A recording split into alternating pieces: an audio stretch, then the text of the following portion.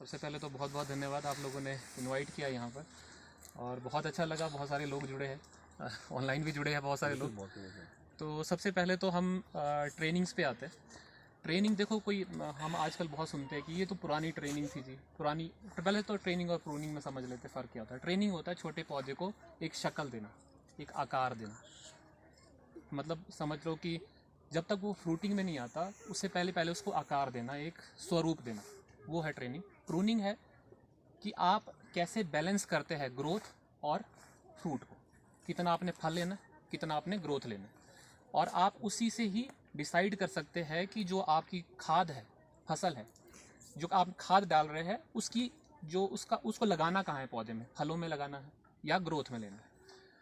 जो फ़र्क है ट्रेनिंग, देखो ट्रेनिंग का जो डिफरेंस है वो इस चीज़ पे डिपेंड करता है कि आपकी स्पेस कितना है, जगह कितनी है, पौधे से पौधे के बीच में अंतराल, दूरी कितनी है। अगर हम पुराने पौधे की बात करें, आपके पास कैंची है किसी जगह? हम क्या करते थे, पौधे कितनी स्पेस पे लगते थे पहले? अगर आप पुराने पौधे देखोगे तो 18 फुट, 20 फुट, 25 फुट तक है। तो हम क्या करते थे, ये मान लो ये पौधा है, काट दिया, 3 टहनियाँ निकली ऊपर को, तीनों काटी, टॉप कर देते थे। पुराने टाइम की बात कर रहा हूँ मैं, अभी नए में ऐसा नहीं करते आप लोग। 3 टहनियाँ, तीनों को काट दिया, 3 से कितनी निकली? 9 9 को टॉप कर दिया, 9 से निकली 27 को टॉप कर दिया 81, क्योंकि वो स्पेस भरना है ना। जो 20 फुट का जगह है उसको भरना भी तो है आपने, उसको भरेंगे कैसे? उसी तरह से भरेंगे ना। उससे पौधे की कैनोपी, आप पुराने पौधे देखोगे ज़्यादातर ऐसी है। तो क्या हो जाता है कि ऊपर तो फसल लग जाती है, जहाँ पर धूप पड़ रही हो तो बढ़िया फल लगेगा। जो नीचे वाला एरिया होगा आपका, जो 30% एरिया हो, तो उसमें क्या निकलता है? बाबा जी का ठुल्लू उसमें बनता नहीं है कुछ हमारे को। आपको पता है, बोरी में भरते हैं जहाँ पर बहुत ज़्यादा घना हो जाता है बगीचा। तो वो तरीका भी ठीक था, ऐसा नहीं है कि वो गलत तरीका है, क्योंकि उस टाइम क्या होता है, फसलें लगाते थे हम बीच में। तो जो जिस जनरेशन ने लगाया वो उनका ये होता था कि फसल भी लगानी है, अगर घने लगा देंगे तो छाया बहुत हो जाएगी तो फसल कुछ लगेगी नहीं।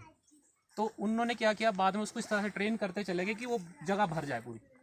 लेकिन आजकल आप स्पेसिंग देख रहे हैं, तो इसमें दोनों की ट्रेनिंग अलग अलग तरीके से होनी है। अब मैं ये पौधा लगाया गया था, आप यहाँ पर फोकस करो। ये पौधा लगाया गया था, इसके साथ क्या हुआ कि ये पौधा, इस पौधे की उम्र बताऊँ मैं आपको? 1 साल, 2 साल, 3 साल, 4 साल, 5 साल, 6 साल, हो सकते हैं यहाँ 2 साल भी ले लियो। 7 साल का पौधा है लगभग, और इसकी हाइट 5 फुट है भैया। तो 7 साल में क्या कमाया? मैं बोलता हूँ अगर आप लोग हाई डेंसिटी पे काम कर रहे हैं तो आपका पौधा 3 साल में बन जाना चाहिए, 3 से 4 साल में।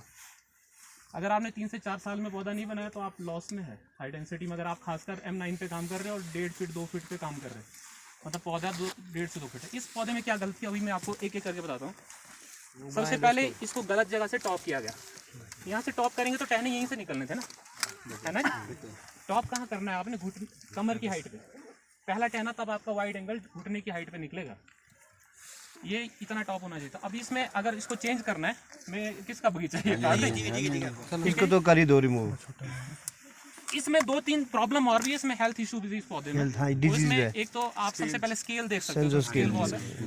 रूट बोरर है, देखो ये वाला अगर आप देख सको तो इस तरह के रूट बोरर में आपको सिम्टम बोरर के, ठीक है, बोरर के जिस साइड की जड़ में मैं इसको सीधा कट कर रहा हूँ ताकि इसमें छोटा से छोटा जख्म हो। मेरे को यहाँ पर वैसे भी टहनी नहीं चाहिए नीचे। अगर ये थोड़ा ऊपर होता तो मैं इसको वीवल या डच कट करता ताकि ये कमजोर टहनी निकलती नीचे से। मैं इसको नीचे से स्ट्रेट कट कर रहा हूँ ताकि कम से कम जख्म हो। डॉक्टर साहब एक बात, लोगों को ये बताओ कि वीवल कट क्या होता है और डच कट क्या? देखो, अगर आपने ना मान लो बहुत सारे यहाँ पर टहने निकल गए या कोई विगरस टहना निकल गया, बहुत मोटी टहनी निकल गई है।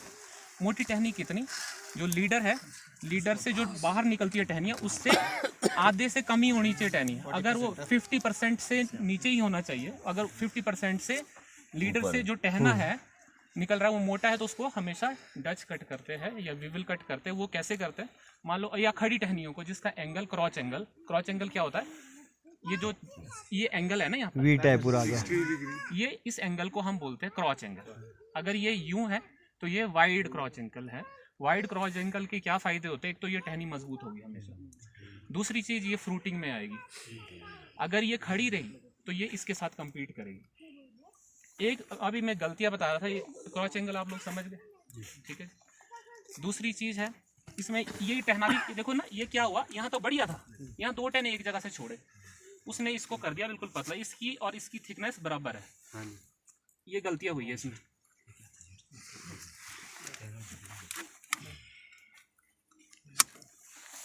ठीक है जी, अभी भी ये भी थोड़ा मोटा है, लेकिन इसको मैं काटूंगा नहीं क्योंकि यहाँ कैंकर भी हो सकता है। ठीक है, इसको आपने बेंड करना होना चाहिए था, बेंड होना चाहिए था। थोड़े मैं इसके बीमे भी निकालूंगा। एक तो इसमें ये तो स्केल का तो इशू है ही है, स्केल तो आपको कंट्रोल करना ही पड़ेगा। मैं इसको इस पे डाल देता हूँ और नीचे के सारे बीमे निकाल देता हूँ। हो सकता है मैं इसको इस पे भी काटूँ, ये ज़्यादा बेहतर है, ये स्ट्रेट निकलेगा और ये विग्रस भी होगा। इसके नीचे के मैं जितने भी इसके साथ कंपटीशन कर रहा है ना, प्रतिस्पर्धा कर रहा है, मैं सारे निकाल। इसमें हुआ क्या, इसमें क्या हुआ, बीमे में बन गया। क्यों गया बीमे में, क्योंकि सारी ग्रोथ तो इधर ले ली इसने, ये वीक हो गया बिल्कुल। अब जो कमज़ोर, नाइट्रोजन का फ्लो ही नहीं है। देखो जो भी पौधा बीमा या शूट बनाता है वो इस चीज़ पे डिपेंड करता है कि पौधा कितना खाना बना रहा है, पौधे को कितनी नाइट्रोजन आ रही है। अगर पौधे में CN रेशो बोलते हैं इसको, कार्बन पत्तियों ने बनाना है, खाना पत्तियों ने बनाना है ना, उसको कार्बन बोलते हैं, नाइट्रोजन जड़ों से लेना है पौधे में। अब जितना ज़्यादा CN रेशो होगा उतना ज़्यादा पौधा फ्रूटिंग में जाएगा, फल देगा, क्योंकि कार्बन ज़्यादा है ना पौधे में, नाइट्रोजन कम है, तो वो फल बनाएगा। अब जो हम बेंडिंग करते हैं ना, वो इसी प्रिंसिपल पे काम करता है। जो खड़ा टहना होगा उसमें नाइट्रोजन का फ्लो ज़्यादा होगा, तो वो नाइट्रोजन ज़्यादा हो गया तो CN रेशो क्या हो गया, कम। CN नीचे नाइट्रोजन है ना, ऊपर कार्बन, तो अगर आपका नाइट्रोजन ज़्यादा होगा तो CN रेशो क्या होगा, कम होगा, तो वो क्या होगा, ग्रोथ में जाएगा। अगर टहना यूं होगा ना, तो इसमें कार्बन का फ्लो रहेगा, नाइट्रोजन का कम हो जाएगा, नाइट्रोजन जाएगा सीधा शूट। आपने देखा होगा, इसलिए डॉक्टर साहब भी अभी न्यूट्रिशन की बात कर रहे थे। न्यूट्रिशन में क्या होता है कि जो नाइट्रोजन है वो जल्दी भागता है, इसीलिए जो डेफिशिएंसी सिम्टम होते हैं वो, जो अगर कमी हो गई ना नाइट्रोजन की, तो नीचे वाले हिस्से में आपको सिम्टम पहले आएंगे, क्योंकि नाइट्रोजन का फ्लो फास्ट है। जो न्यूट्रिएंट स्लो मोबाइल होते हैं ना, जैसे कैल्शियम, बोरॉन, जिंक, इनकी मोबिलिटी होती है स्लो, मतलब ये धीरे से चलते हैं ज़मीन में भी और पौधे में भी, इसलिए इनके सिम्टम कहाँ आएंगे, नीचे नहीं आएंगे, क्योंकि वो तो वहीं तक पहुँचा था बेचारा, वहाँ तो उसने काम कर दिया, लेकिन चोटी में कमी रह गई, इसीलिए उसकी सिम्टम ऊपर चोटी में ज़्यादा दिखेंगे आपको।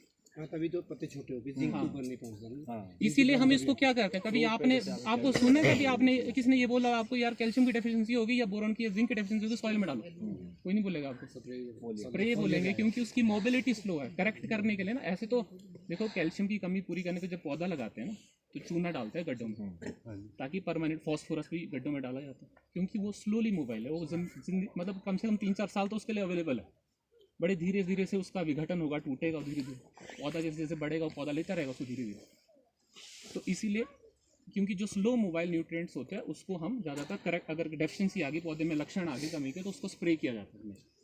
इसी पे ही आपके न्यूट्रिएंट, इसी चीज़ पे आप बेसल डोज और फोलियर डोज, इस पे डिपेंड करता है कि न्यूट्रिएंट कौन सा है, वो स्लोली चलने वाला, धीरे से चलने वाला है पौधे में, या तो वो तेज़ी से चलने वाला है। इसमें अभी भी इसमें बहुत सारी चीज़ें करने के लिए बाकी है। इसकी बेंडिंग हो गई, इस साइड में टहना नहीं है, और ये बहुत, ये देखो गड्ढा जो है ना, ये नीचे ही चला गया पौधा। इसमें ऐसे पौधों में ज़्यादा रूट रॉट की समस्या या कॉलर रॉट की समस्या हो जाती है। अगर कॉलर रीजन नीचे चला गया तो कॉलर रॉट होने का ज़्यादा चांस रहता है। बाकी तो आपने जैसे ये लगाई